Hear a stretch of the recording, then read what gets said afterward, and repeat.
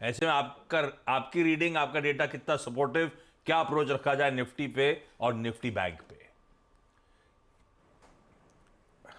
बिल्कुल। Good morning आशीष। देखिए, कल क्लोजिंग के वक्त ब्रेथ अच्छी थी। हाँ। और जब अभी नीरज जी की कमेंट्री में सुन रहा था, आपके शब्दों का चुनाव भी सुन रहा था मैं, जब रिकवरी पर और अपस्विंग पे थोड़ा भी डाउट हो तो जैसा कल बाजार ने किया वैसा ही करिए। थ्रेश होल्ड पॉइंट्स पर ट्रेड करिए और पुट राइटर्स के कन्वर्शन जोन्स पर ट्रेड करिए। कल मैंने एक लेवल दिया था, आपको याद होगा, कि 210 बाइसेक्ट हुआ तो 289 310 की ट्रैजेक्टरी आएगी।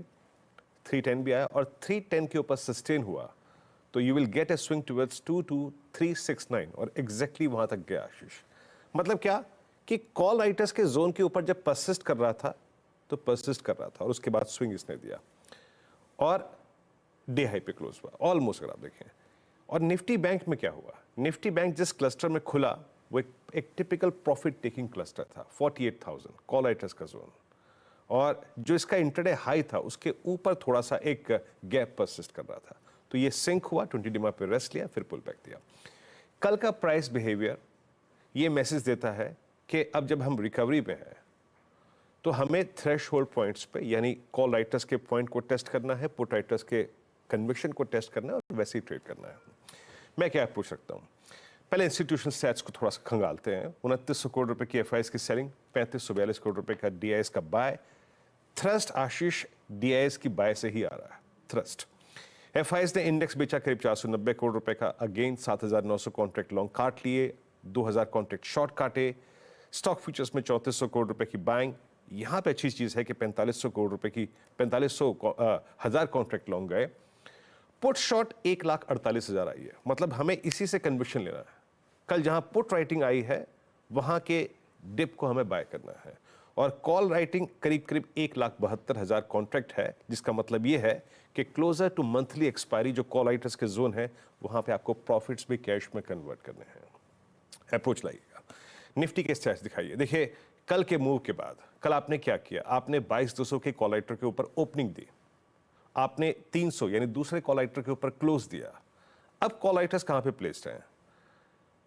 बड़ा कॉल राइटर 22,500 600 पे परसिस्ट करता है। ये दो कॉल्स अप्रोक्सीमेटली 1.5 सीआर का आउटस्टैंडिंग वाई होल्ड करते हैं। और नीचे पुट राइटिंग आशीष 22,300 पे और 200 पे हुई है। जरा पिरामिड्स लेके आइएगा और पिरामिड्स के साथ साथ मैं आई थिंक लेवल्स को भी डिफाइन कर देता हूं। क्यों? क्योंकि हम अभी यहां पर ऑप्शन राइटर्स और कुछ एवरेजेस के भी असिस्टेंस लेंगे, मदद लेंगे। 500-600 पे कॉल राइटर हैं और 300-200 पे पुट राइटर हैं और यही इस बीच के जोन में आपको ट्रेड करना है। बट याद रखिएगा, आप एक सब्सटेंशियल मूव ऑलरेडी ले चुके हैं परसों के यानी शुक्रवार के सेशन में और कल के सेशन में। तो अप्रोच क्या रहेगी? ये जो मैंने अभी कहा ना कि पुट राइटिंग हुई है करीब 1.5 लाख कॉन्ट्रैक्ट, बेस लेके आइएगा। निफ्टी का बेस परसिस्ट करता है, बेस 1 करीब करीब 22,263 पर और 221 पे। देखिए, पुट राइटिंग हालांकि 300 पे भी हुई है, लेकिन 290 पे 300 पे आपका 10-20 डिमा भी है। लेकिन मैं थोड़ा सा नीचे की तरफ अपने बेस 1 को प्लेस कर रहा हूं। यहां तक के डिप को आपको बाय करना है। Even 263, 283, 293 will work. ऊपर की तरफ आशीष, जैसे कि मैं कह रहा हूं कि हमें थ्रेशोल्ड पॉइंट पे ट्रेड करना है 381, 421। ये पहला रेजिस्टेंस पॉइंट होगा। ये अगर बाइसेक्ट होता है तो आपको एक स्विंग टुवर्ड्स 487, 517 फिर मिलेगा। 517 क्या है? क्योंकि मंथली कॉल राइटर्स यहां परसिस्ट करते हैं। एक बार 517 के ऊपर टिक जाए तो एक शॉर्ट कवरिंग स्विंग 610 दे सकता है, लेकिन वो तभी होगा जब 517 के हम ऊपर टिक जाए। तो टेक्निकली 381, 421 के बाद 487 यहां पे अपने आपको प्रॉफिट्स को कैश में कन्वर्ट करना है और डिप टुवर्ड्स बेस 1 में आपको बाय करना है। रिलायंस के लिए याद रखिएगा, मेरी रणनीति में एक मैं बात कह रहा हूं कि 2980, 3,000 इस जोन पे रिलायंस क्या करता है इस 20 रुपए के दायरे में, ये बहुत डिपेंड करेगा। इसीलिए मैं बेस का बखान बार बार कर रहा हूं यहां पर। निफ्टी बैंक कल सिंक हुआ, 20 डिमा पे रेस्ट लिया, फिर स्ट्रॉन्ग पुल बैक दिया। क्लोज 48,000 के बेहद नजदीक हुआ। याद रखिएगा, अभी भी 48,000 पे सबसे बड़े कॉल राइटर्स प्लेस्ड हैं। और एक और चीज है, ध्यान में रखिएगा कि 48,250 के ऊपर एक गैप परसिस्ट करता है। फिर कह रहा हूं 48,250 के ऊपर एक गैप परसिस्ट करता है। 48,000 से लेकर 48,500 ये पूरा डोमिनेटेड जोन है by call writers. HDFC bank का रिवर्सल हमें 200 डिमा से मिला। तो मेरी अप्रोच क्या रहेगी? बेस 1 स्क्रीन पे लेके आइएगा। देखिए रिवॉर्ड बैंक निफ्टी में भी देगा सिर्फ डिप, और वो क्या है? Dip towards base 1, that's 801639 1020 day market trajectory. आपको यहाँ पे 47,500 के पुट राइटर का कन्विक्शन मिल जाएगा, तो उसको बाय कीजिएगा। और एक बात याद रखिएगा, जब भी आप ये बाय ट्रेड पिक करें, ऑन द हायर साइड ऊपर की तरफ का रेंज देख लीजिए, 48177 250 तक का स्विंग मिल सकता है। बट मैं फिर कह रहा हूं कि 250 के ऊपर एक गैप परसिस्ट करता है, गैप अहेड, वो एक क्रिटिकल जोन है। तो जब 250 के ऊपर सस्टेन कर जाए तभी आपको 477 और 538 का स्विंग मिलेगा। अदरवाइज इस ट्रेजेक्ट्री में 177 250 की ट्रेजेक्ट्री में कुछ प्रॉफिट्स को कैश में कन्वर्ट करने की सोचिएगा।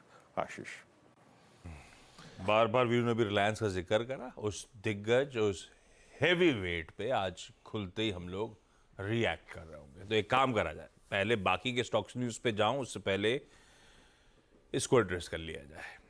कैसे लग रहे हैं नंबर्स? बहुत ही अच्छे, हमेशा की तरह।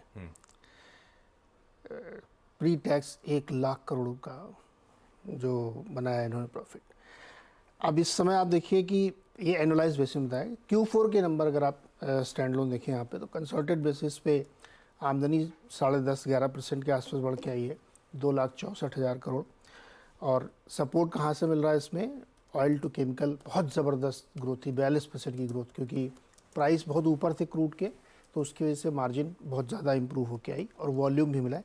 KG D6 से 30 MMSCMD गैस निकल के आ रही है, तो इसीलिए आप एडजस्टेड प्रॉफिट देखेंगे तो 19,000 करोड़ के आसपास बैठता है। ग्रॉस प्रॉफिट तो 21,000 करोड़ के ऊपर निकल गया है। तो ये नंबर बहुत स्ट्रॉन्ग इसलिए मैं कह रहा हूँ क्योंकि एनुअलाइज बेसिस पे आप देखेंगे तो शायद पहली कंपनी है जिसने 10 लाख करोड़ का रेवेन्यू क्लॉक किया 4 क्वार्टर्स का मिला करके, और प्रॉफिट समझा pre tax 1 lakh crore, otherwise आप देखेंगे तो 80,000 करोड़ का प्रॉफिट कंपनी ने क्लॉक किया यहाँ पे। रिटेल ने बहुत अच्छा सपोर्ट किया है, रिटेल का बिजनेस काफ़ी बढ़ गया है, करीब 10.5-11% की ग्रोथ है, 10.6% प्रिसाइसली, 76,000 करोड़ का।